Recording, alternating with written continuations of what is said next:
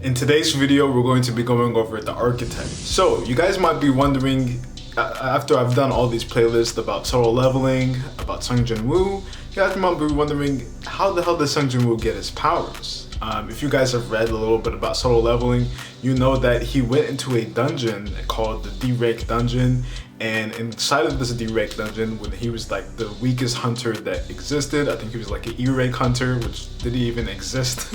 So because he was so weak, they made a new rank of hunter for him.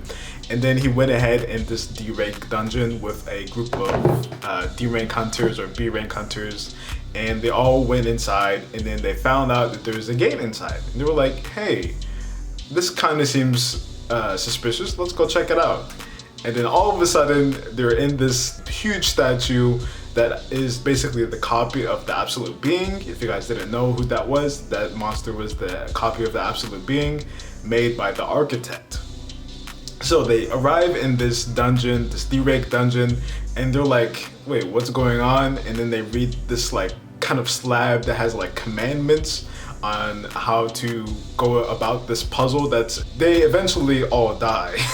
I'm not gonna spoil everything, but I mean, they all die.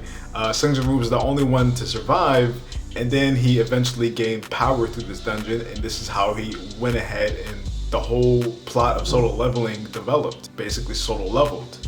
But you guys might be wondering, how the hell did he get these powers, and who gave them to him?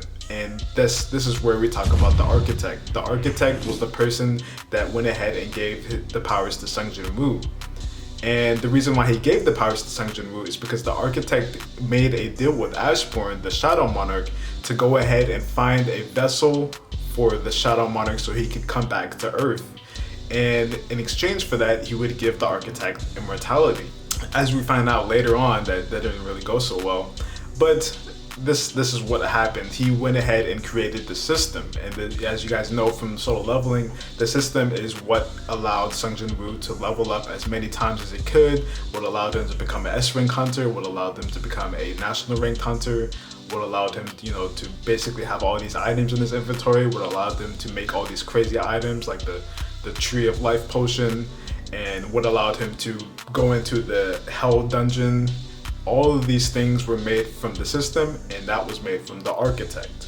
After he did all that, he went ahead, and we later saw the architect later on in the dungeon again, and Sung Jin-woo was very surprised about this. He went into this dungeon and he went ahead and fought the architect.